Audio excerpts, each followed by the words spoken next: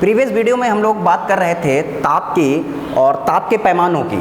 तो आपको बताया कि ताप और ताप के पैमाने से हम लोग क्या करते हैं, ताप क्या होता है और ताप के पैमाने का प्रयोग करते हैं। आज हम बात करेंगे ट्रांसमिशन ऑफ हीट।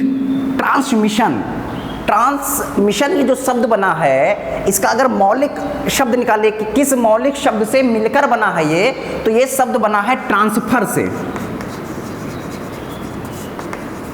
ट्रांसफर ये शब्द जो बना हुआ है ट्रांसमिशन का जो मौलिक शब्द है वो है ट्रांसफर। और ट्रांसफर का मतलब बच्चों जानते हैं, ट्रांसफर का मतलब होता है स्थानांतरण, एक जगह से दूसरी जगह शिफ्ट हो जाना। हम लोग क्या निकलवाते हैं जब हम लोग पास आउट हो जाते हैं, 12th पास आउट, तो अपने स्कूल से क्या निकलवाते हैं, टीसी निकलवाते हैं। बोलते हैं ना शॉर्टकट में टीसी, मैम जी टीसी दे दीजिए हमें। टीसी क्या होता है, टीसी होता है ट्रांसफर सर्टिफिकेट। तो क्या होता है, स्थानांतरण प्रमाण पत्र। तो ये जो स्थानांतरण अब इसमें हीट का स्थानांतरण से क्या मतलब है, यानी जब हीट एक पॉइंट से दूसरे पॉइंट तक जाए तो वो ट्रांसफर हो गई ना, तो उसे कहते हैं ट्रांसफर या ट्रांसमिशन ऑफ हीट, ऊष्मा का संचरण। संचरण मतलब चलना। अब ऊष्मा को कितनी विधियों से चलाया जा सकता है। ऊष्मा को अगर ले जाना हो एक स्थान से दूसरे स्थान तक तो कौन कौन सी विधियां हैं, 6th 7th 8th में भी पढ़ाया जाता है आपको। ऊष्मा स्थानांतरण की 3 विधियां हैं। एक चालन, जिसको कहते हैं कंडक्शन। एक होता है चालन, चालन मतलब चलना। अब कैसे चलेगा ये, चालन का मतलब क्या होता है, चलना। ये जो प्रक्रिया है ये प्रायः ठोस में होती है। किसमें होती है, ठोसों में होती है।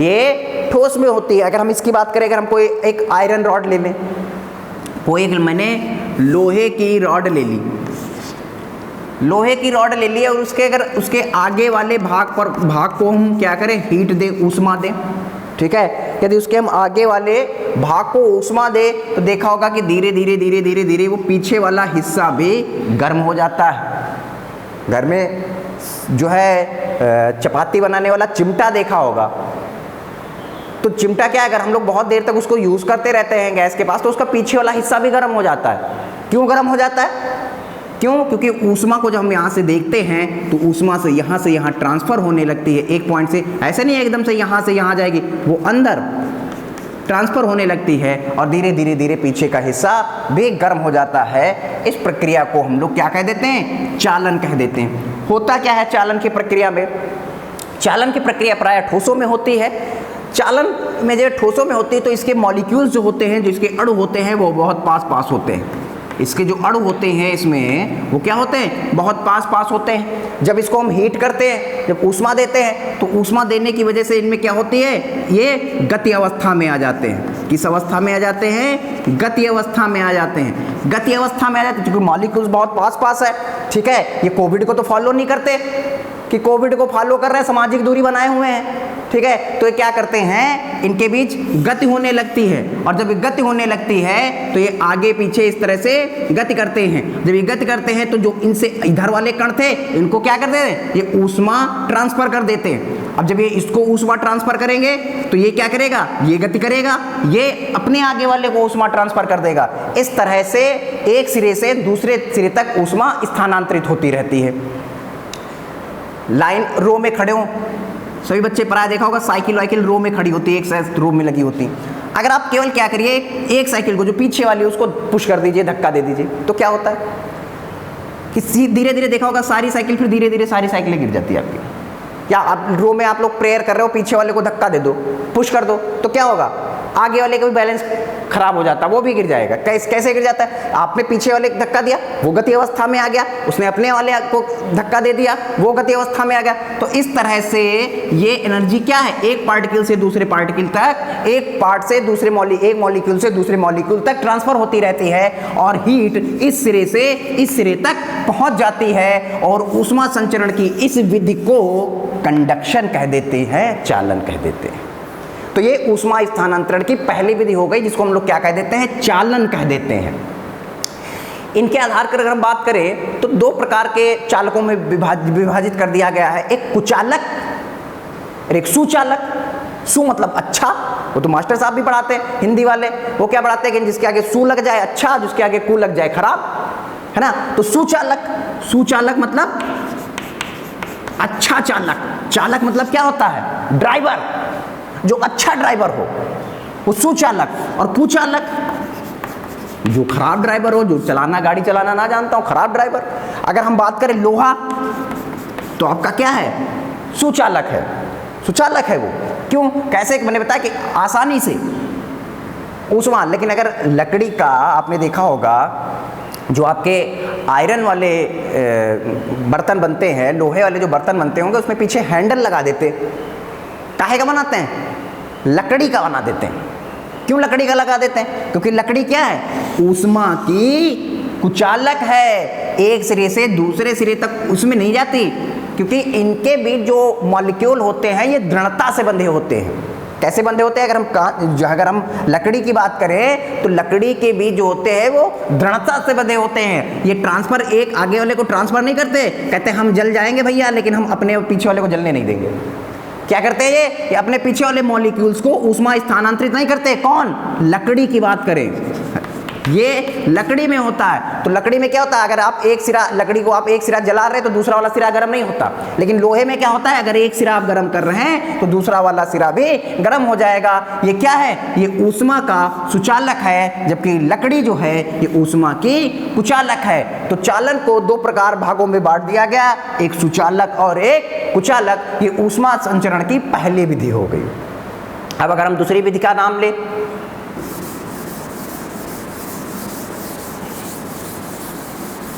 संवहन, दूसरी विधि का नाम है संवहन। संवहन में क्या होता है, ये ठोस और गैस दोनों में, ये अगर हम बात करें तो द्रव और गैस दोनों में होती। अगर हम पानी को गर्म करें, मान लीजिए आप बर्तन है, ठीक है, उसमें आपने क्या किया, इस तरह से आपने उसको फ्लेम दे दी, गरम कर रहे हैं, इसमें पानी भरा हुआ है। तो क्या होता है कि जो इसके पहले नीचे मॉलिक्यूल्स होते हैं, जो इसमें नीचे अणु होते हैं, पहले वो हीट करते हैं। जब ये हीट, ये संतृप्त अवस्था में ताप में पहुंच जाते हैं तो ये वाले अणु कहाँ जाते हैं, ऊपर आ जाते हैं, और जो नीचे जो कम ताप वाले अणु थे वो कहाँ जाएंगे, वो नीचे आ जाएंगे, और जो अधिक ताप वाले अणु होंगे वो कहाँ चले जाएंगे, वो ऊपर चले जाएंगे। फिर जब ये जो नीचे आए अणु हैं, जब इनका तापमान ऊपर वाले अणुओं से तापमान से ज़्यादा हो जाएगा तो ये ऊपर चले जाएंगे, और ये पूरी प्रक्रिया इस तरह से घूमती रहेगी। और जब ये संतृप्त अवस्था में, ताप की अधिक अवस्था में पहुँच जाते हैं तो उस पॉइंट को हम लोग क्या, कौन सा पॉइंट कह देते हैं, उस पॉइंट को हम लोग बॉइलिंग पॉइंट कह देते हैं। पॉइंट को क्या कह देते हैं, बॉइलिंग पॉइंट कह देते हैं। यानी वहां से देखा होगा पानी उबलने लगता है, खौलने लगता है, तो वो कौन सा पॉइंट कहलाता है, वो बॉइलिंग पॉइंट कहलाता है। और इस विधि को हम लोग क्या कह देते हैं, ऊष्मा संचरण की संवहन कह देते हैं। आप हीट किसको कर रहे थे, आप गर्म तो बर्तन को कर रहे थे ना। और अच्छा, बर्तन में अगर हम बात करें, जो बर्तन आपने रखा हुआ है, बर्तन में कौन से संचरण हो रहा है, बर्तन में चालन हो रहा है, क्योंकि आप उसकी तली को गर्म करते हैं और बर्तन का ऊपर वाला हिस्सा भी गर्म हो जाता है।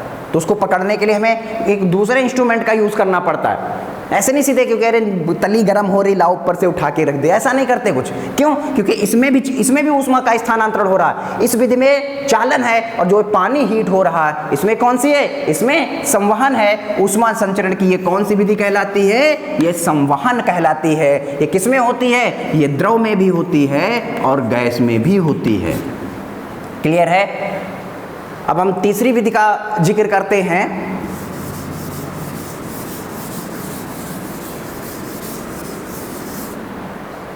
तीसरी जिक्र, अगर हम उसका जिक्र करें, विकिरण, ये तीसरी विधि हो गई। नाम से ही स्पष्ट है, विकिरण, किरण, रे, जो हमें किसके रूप में आए, किरण के रूप में आए। ठीक है, देखा सूर्य डायरेक्ट तो आता नहीं, लो भैया हीट ले लो हमसे, ठीक है, हम आए हैं, कैसे आती है, सूर्य से हमें जो ऊर्जा मिलती है, ऊष्मा मिलती है, कैसे के रूप मिलती है, किरण के रूप में मिलती है। ठीक है, किरण के रूप में मिलती कि नहीं मिलती, आती है सीधे, हीट करती है। कोई बर्तन रखा होता है, धूप में पड़ा हुआ है, गर्म हो जाएगा, कैसे, उस पर किरणें आ रही हैं, उस बर्तन को क्या करेंगी, हीट कर देती, ठीक है। तो जो ऊष्मा हमें किरणों के रूप में मिलती है, उस ऊष्मा संचरण की विधि को हम लोग क्या कह देते हैं, विकिरण कह देते हैं।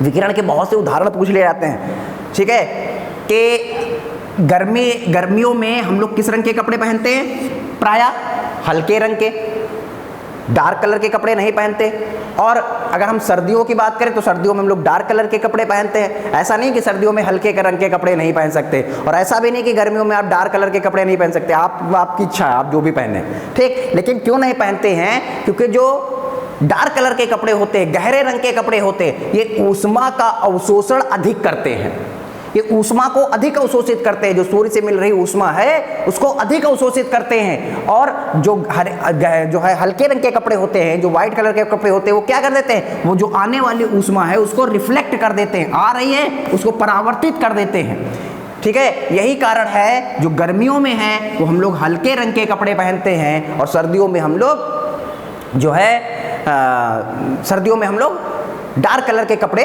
पहनते हैं।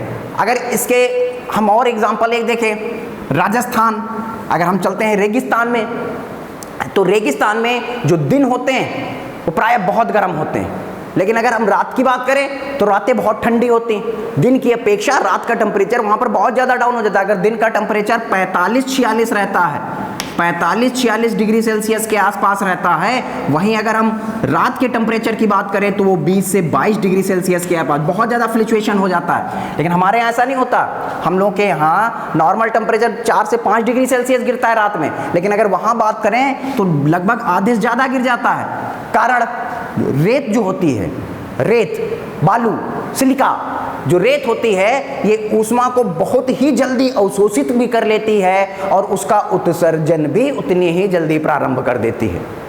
जितनी जल्दी वो अवशोषित कर देती है उतनी जल्दी उसका जो है उत्सर्जन भी प्रारंभ कर देती है। अवशोषण का मतलब होता है ऊष्मा को खींचना, और उत्सर्जन का मतलब क्या होता है, ऊष्मा को बाहर निकालना। अब रेत है, ठीक है, सिलिका के कण पड़े हुए, हीट पड़ी, जैसे ही हीट पड़ी फटाफट रेत गर्म हो गई, जल्दी जल्दी रेत गर्म हो गई। रेत गर्म होने के बाद उसने क्या कर दिया, उत्सर्जन प्रारंभ कर दिया। तो जो आस पड़ोस का क्लाइमेट था वो कैसा हो गया, एक तो सूर्य भगवान ऊपर से वैसे भी प्रसन्न है, ऊपर से गर्मी डाल रहे हैं, नीचे से सिलिका भी आपकी क्या कर रही है, सिलिका भी ऊष्मा को उत्सर्जित कर रही है। इस कारण जो टेम्परेचर है वो बहुत जल्दी क्या कर देता है, राइज कर जाता है, चढ़ जाता है। और जब रात की बात आती है तो रात में क्या होता है, रात का टेम्परेचर डाउन हो जाता है, तो बालू उतनी ही जल्दी ठंडी हो जाती है। ये नहीं कि उसको ठंडी होने में टाइम लगेगा, बालू भी उतनी जल्दी ठंडी हो जाती है। तो अब रात का टेम्परेचर क्या हो जाता है, रात का टेम्परेचर डाउन हो जाता है। तो एक ये भी उदाहरण आ जाता है कि राजस्थान में, रेगिस्तान में जो दिन होते हैं वो कैसे होते हैं, जो दिन होते हैं वो बहुत गर्म होते हैं और रातें बहुत ठंडी होती है। उसका कारण क्या है, क्योंकि जो रेत है वो ऊष्मा की अच्छी अवशोषक और अच्छी उत्सर्जक है, अतः वहाँ रातें जो होती हैं बहुत ठंडी होती हैं और दिन बहुत गर्म होते हैं। एक और एग्जाम्पल की हम बात करते हैं,